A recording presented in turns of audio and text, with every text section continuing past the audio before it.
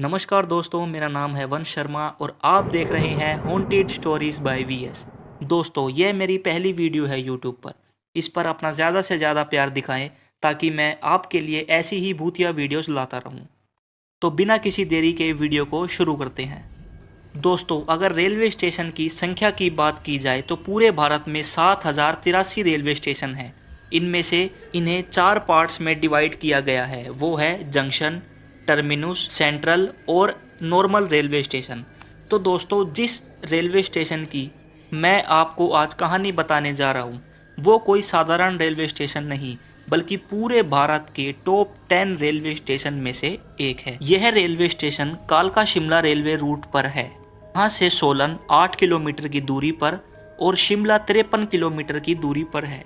दोस्तों, 1500 से 1700 की आबादी वाला यह एक छोटा सा हिल स्टेशन है, लेकिन यह रेलवे स्टेशन इतना भूतिया हो सकता है यह बात किसी को पता नहीं थी। अब मन में ये सवाल उठता है कि आखिर कौन था जिसने ये रेलवे स्टेशन को भूतिया बनाया। दोस्तों, यह कहानी शुरू होती है ब्रिटिश रूल के समय से, जब अंग्रेज गर्मी शिमला में बिताने आते थे। उन्हें दिल्ली से शिमला जाने में कई दिक्कतों का सामना करना पड़ता था।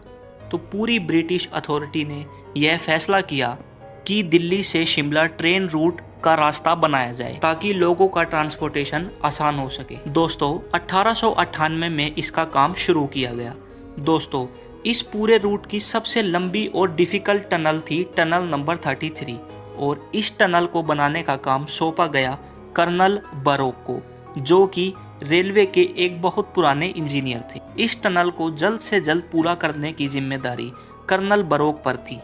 कर्नल बरोक ने उस काम का सर्वे किया और कैलकुलेशन करके सन 1900 में टनल को खोदने का काम शुरू कर दिया गया। टनल को खोदने का काम दोनों तरफ से शुरू किया गया ताकि टनल को जल्द से जल्द बनाया जा सके। मगर दोस्तों, वो कहते हैं ना, जल्दबाजी में कोई ना कोई गलती हो ही जाती है। ऐसा ही कुछ कर्नल बरोक के साथ हुआ। उन्होंने टनल को मिड पॉइंट से आगे तक खोद दिया, मगर वह टनल एक दूसरे से मिली ही नहीं, यानी कर्नल बरोक की कैलकुलेशन में गलती हो गई थी। जब यह बात ब्रिटिश अथॉरिटी को पता चला तो उन्होंने कर्नल बरोक को बहुत भला बुरा सुनाया। उन्हें काम से निकाल दिया गया और तो और उन पर 1 रुपए की पेनल्टी भी लगा दी गई।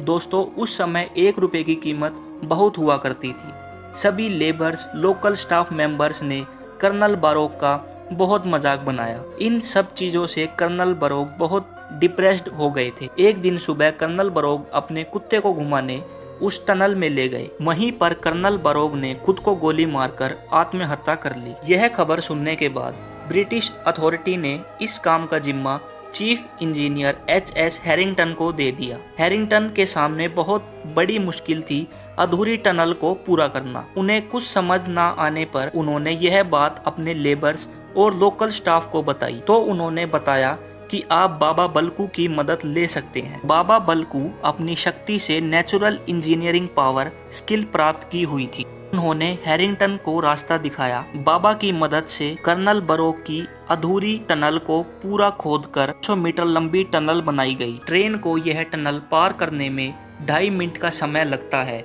वहाँ की ट्रेन की स्पीड 25 किलोमीटर प्रति घंटा होती है। बाबा बलकू की मदद से कालका शिमला रूट और टनल नंबर 33 1903 में शुरू हो सका। यह दुनिया की सबसे लंबी और स्ट्रेट टनल है। दोस्तों, यहाँ व्यक्ति एक तरफ खड़ा होकर दूसरी तरफ आसानी से देख सकता है। काम पूरा होने के बाद लोगों का यह मानना है कि कर्नल बरोक की आत्मा आज भी उसी टनल में है।